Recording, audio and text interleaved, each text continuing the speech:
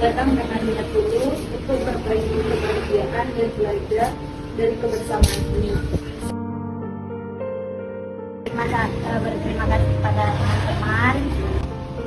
Kami mendapat banyak pelajaran dari sini. Doakan kami minta doa turun dari kalian. Insya Allah kami akan melanjutkan pendidikan selanjutnya.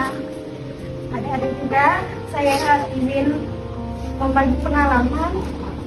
Saya juga dari situ.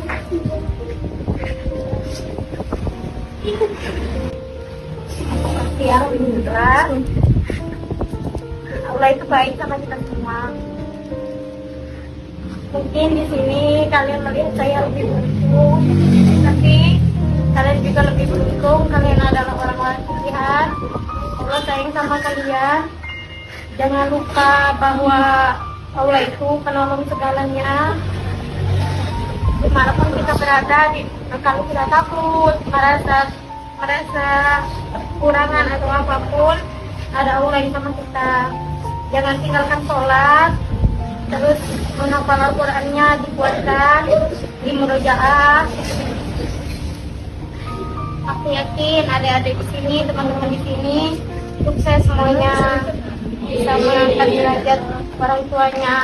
Amin.